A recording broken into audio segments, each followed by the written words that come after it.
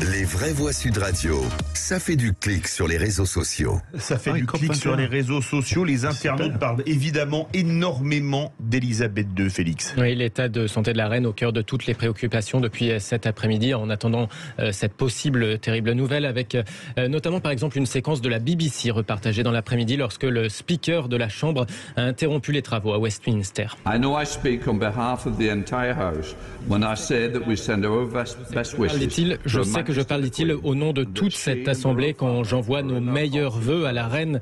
Elle ainsi que la famille royale sont dans nos pensées et dans nos prières. Merci, dit-il. Les médecins qui sont préoccupés par son état de santé, c'est ce qu'a indiqué Buckingham Palace. Un ton inhabituellement grave pour une institution qui d'habitude ne communique que dans la retenue, relèvent les spécialistes de la monarchie. Les 4 enfants d'Elisabeth II ainsi que ses petits-enfants ont afflué à son chevet dans l'après-midi au palais de Balmoral.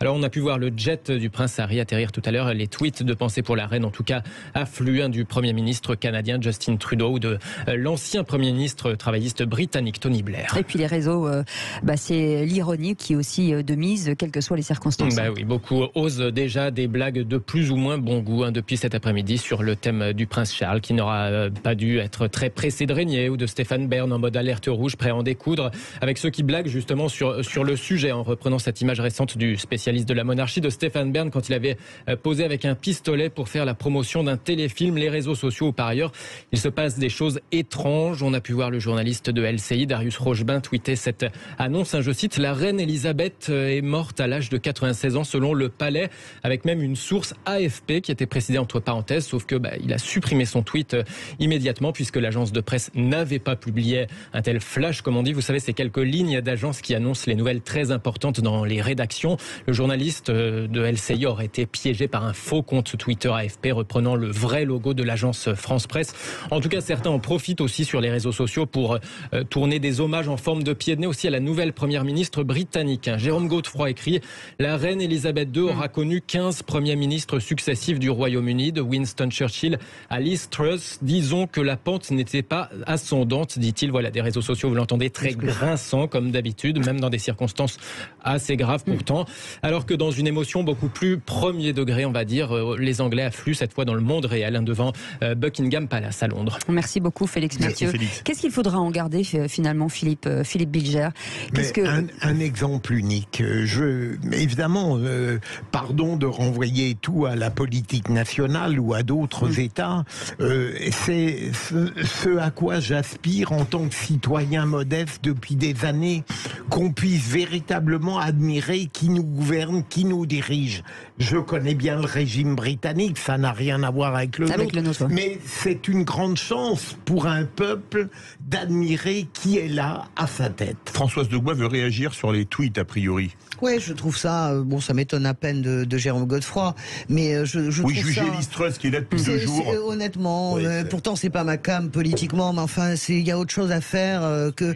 Écoutez, si quelqu'un... J'aimerais bien qu'il y ait une forme de miracle et puis que la reine nous dise « Hello everybody, everything is okay », tu vois.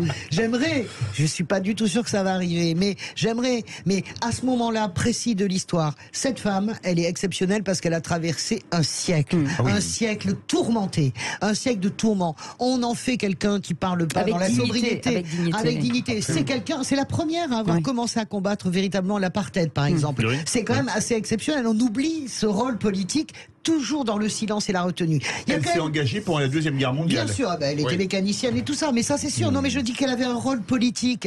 Mais la réalité, si vous voulez, c'est que puisqu'on est à ce moment-là, il y a une forme de transmission à faire. Il y a peut-être des choses à dire sur ce qu'elle a fait, sur ce qu'elle représente, sur ce socle en fait commun qui fait peut-être tenir le Royaume-Uni ensemble. Je ne sais pas qu'est-ce que ça va donner, mais en tout cas, elle tient un peu le Royaume-Uni. En tout cas, voilà. On en parlera, justement, on en parlera dans quelques instants de la politique, la neutralité. La reine d'Angleterre, même si on dit qu'elle était très influente, on parle de neutralité, on en parlera dans un instant. 0826 300 300 si vous voulez aussi témoigner vos sentiments et vos ressentiments vis-à-vis de la haine, de la reine, pardon, excusez-moi. 0826 300 comme quoi c'est beaucoup d'émotions dans ce studio. On en parle jusqu'à 19h. On vous souhaite la bienvenue.